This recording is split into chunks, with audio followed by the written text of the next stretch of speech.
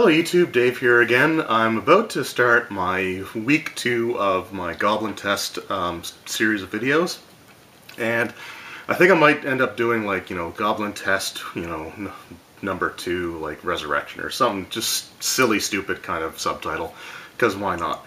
But before I actually start doing the videos, I just want to say a little bit about the format that I'm going to do for this going forward. So, the first week I actually went through and did character creation on camera each day of the week, and then on the weekend it was the combats for like AD&D and then the D20 versions of the Dungeons & Dragons game.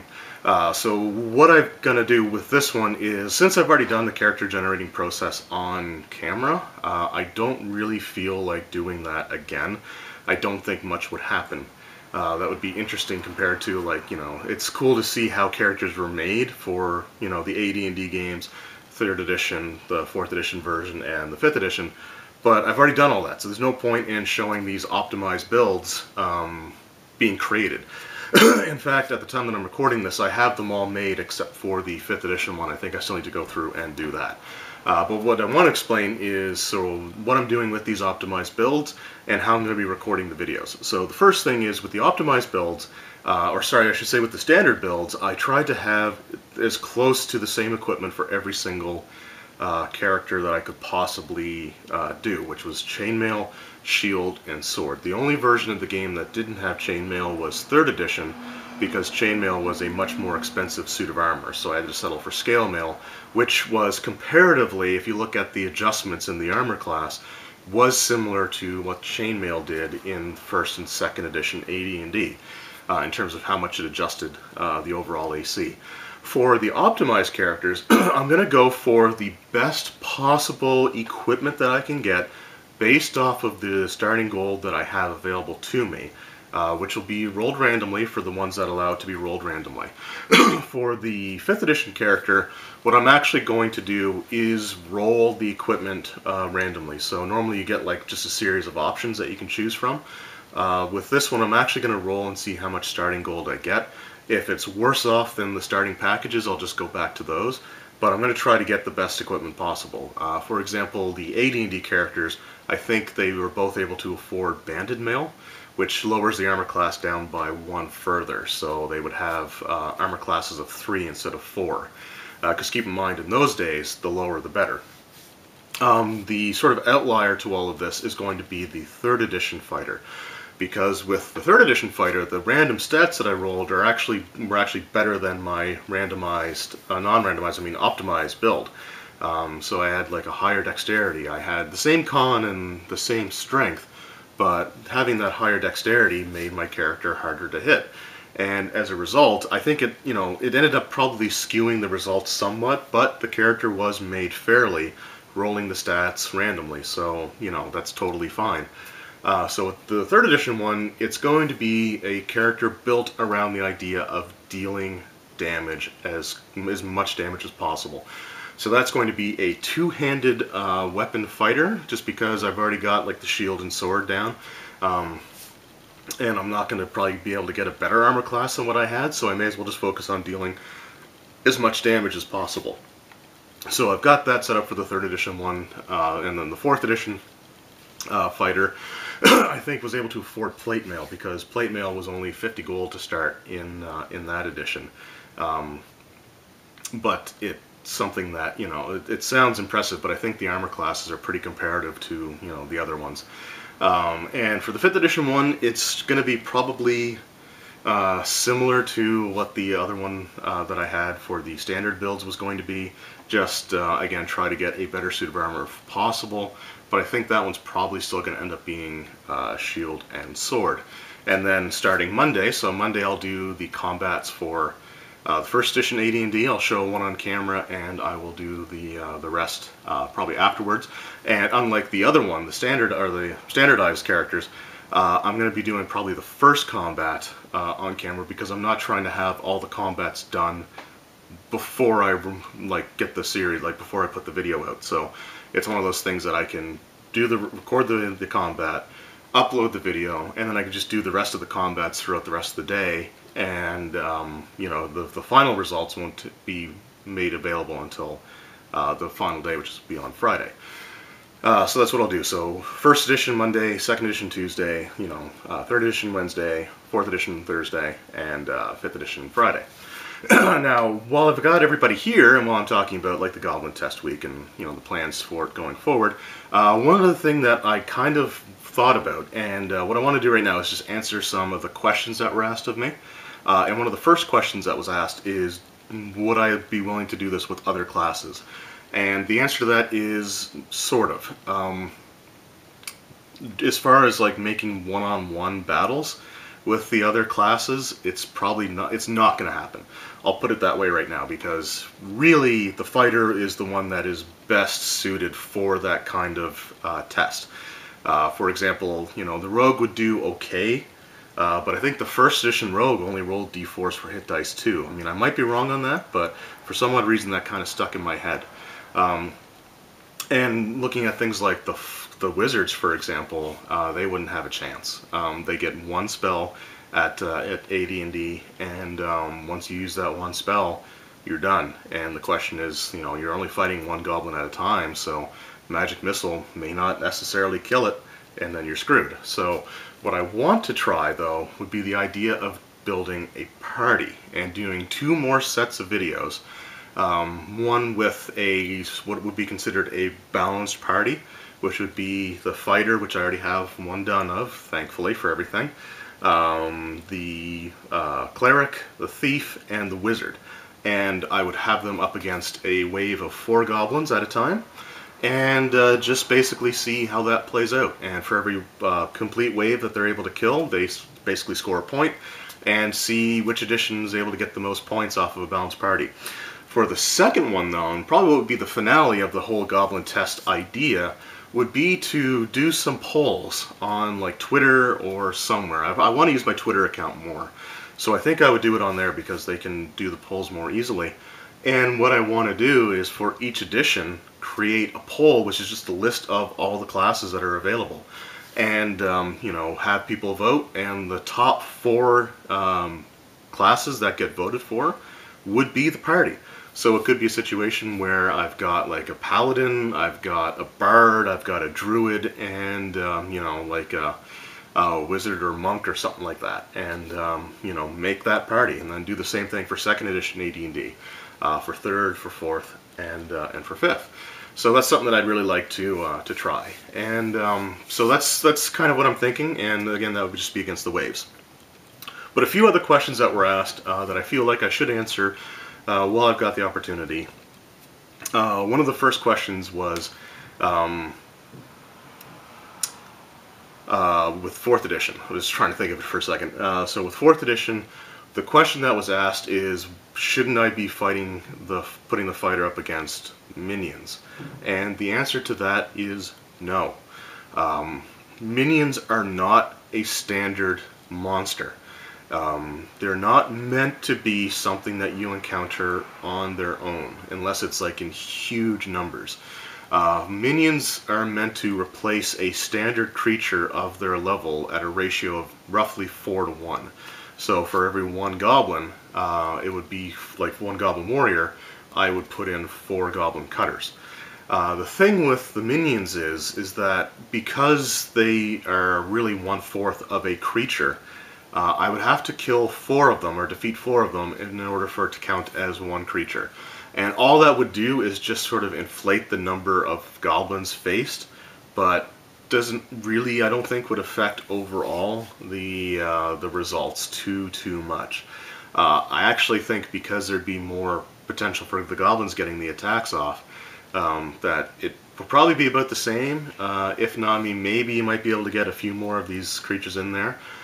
But I'd still be doing them one-on-one. I thought about maybe doing 4 minions at a time on the 1 character, but that could also be skewed by the fact of having something like Cleave as an ability that if it hits, you automatically deal damage to something else that's adjacent. So, no, minions are not a standard encounter. They're not meant to be a standard monster that you face. They're meant to augment existing encounters.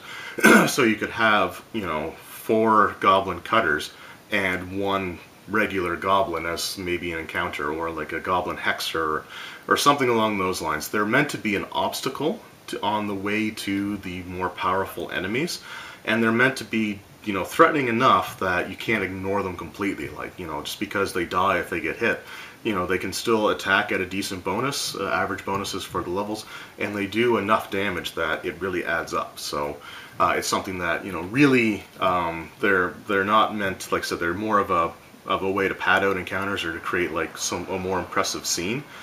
But a minion is not a standard monster and never has been. So no, I would not use minions. I would use a standard goblin, which I did for all the other ones, just because other standard goblins are able to be killed in one hit and this one isn't. Doesn't mean that it's the wrong goblin to use, it just means that the edition was built differently.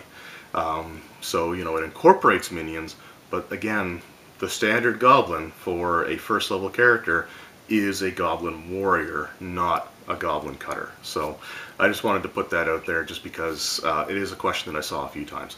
And another question was I surprised by the results? And for the most part, no. My predictions were fairly close in terms of the order, with the major exception being 3rd edition. I really was not expecting the 3rd edition fight to go like that.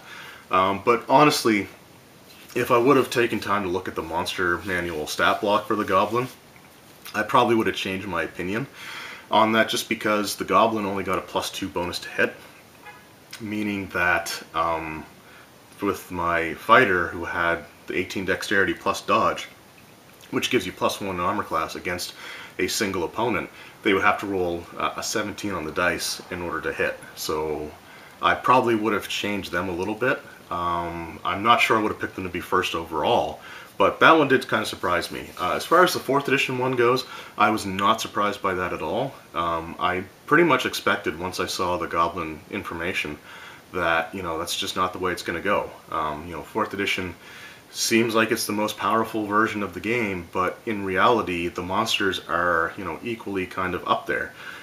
So it's designed around making combats interesting and more dynamic by giving monsters and characters more options and more things that they can do from a tactical sense. But the fact of the matter is that the monsters are still, you know, just pretty much on par with the standard level characters. So if anything, you know, 4th edition in a one-on-one sense now, I mean, the party idea may be totally different, and I'm expecting it to be totally different. But from the fighter one-on-one with the goblin, honestly, 4th edition, I expect it to be one of the most, you know, lethal versions. I was kind of surprised by the 1st edition AD&D fight not being the lowest, but again, things like the randomized hit points really affected that. So having goblins with a 25% chance, I think it was, to have only 1 hit point, you know, really kind of made a difference, in my opinion. So the fight where I just rolled the random hit points, there were a lot of times that I got 1 hit point, and that really affected the results. And you could see when I rolled randomly versus when I just gave them a static 4 hit points, that the average number of goblins killed went from, like, I think it was like 3.4 down to 2.6.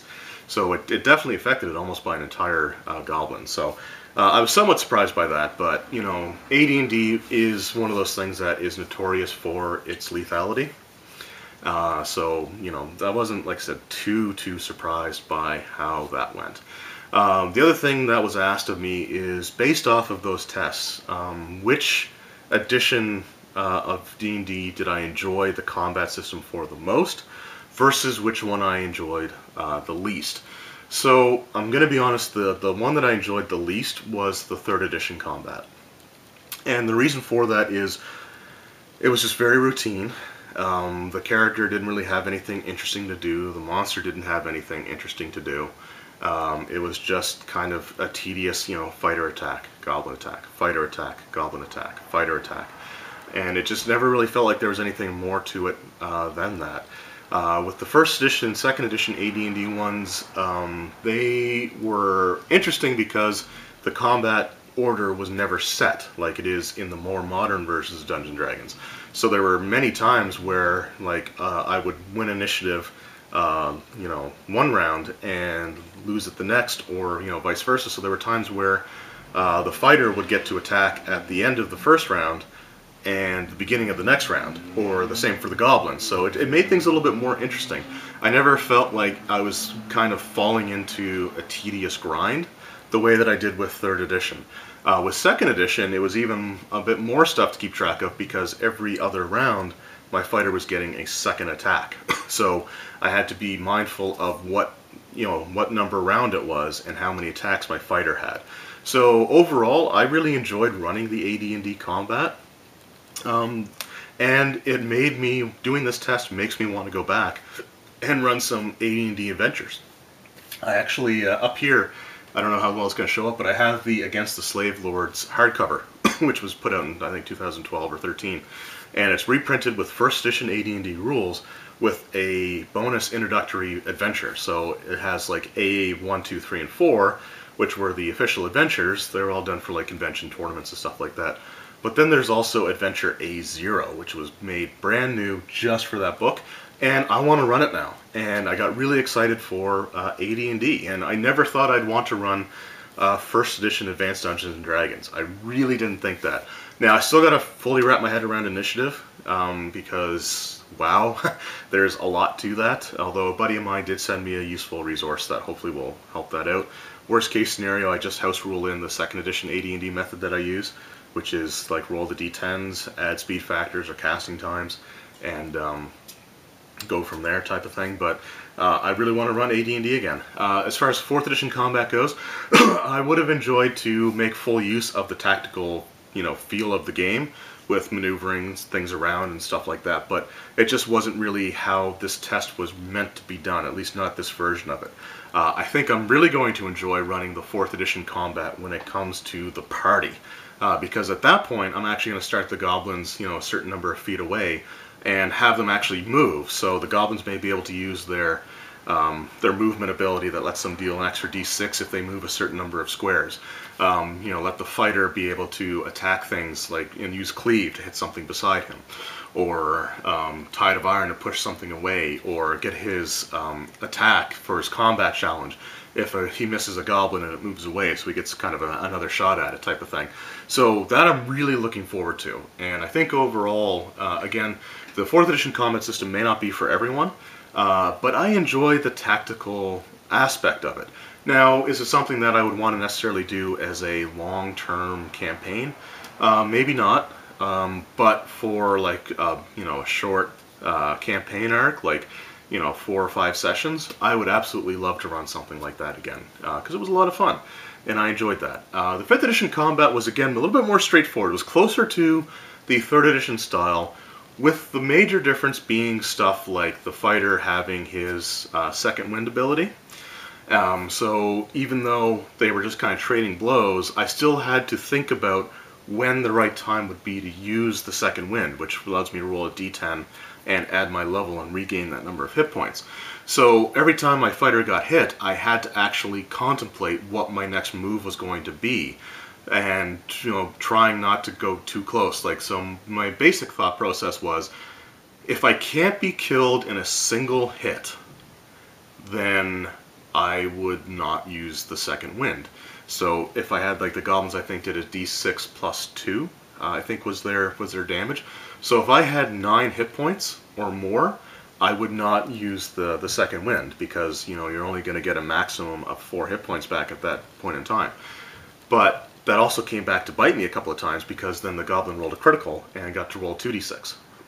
So it's just so you had to think about it. So the 5th edition combat system is still something that I really like, and even though first level fighter doesn't really capture the essence of it, there's still a lot of tactical, I don't know why I stumbled on that word, but tactical aspects to 5th edition combat. Not to the extent of 4th edition, but there are still some things in there, like, the goblin maybe being able to move a certain amount, or, things like that, so they can use disengage as an action, or just, things along those lines that can make combats a lot more interesting. So in order from my, least favorite version of the combat system to my most favorite, would probably go 3rd edition D&D, and then that's probably going to be followed by, and I know this sounds bad because they're still kind of low in my favorite column, but it would probably be 2nd edition and 1st edition AD&D after that. Probably first edition actually, and then second edition, just because second edition can be a little bit more dynamic with the extra attacks and stuff like that. And then fourth and fifth, because I really do like the way that fifth edition combat's handled.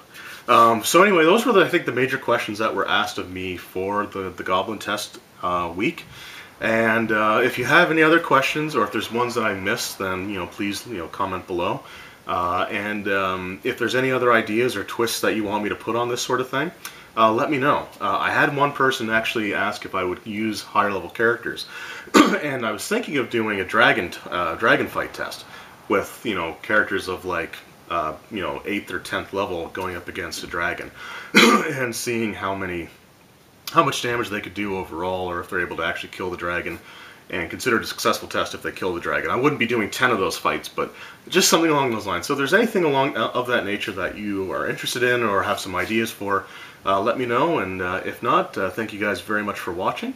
Hope you enjoyed the video, hope you enjoyed the Goblin Test week, and I hope you enjoy the second week with the optimized characters to come. So again, thank you for watching, we'll see you next time.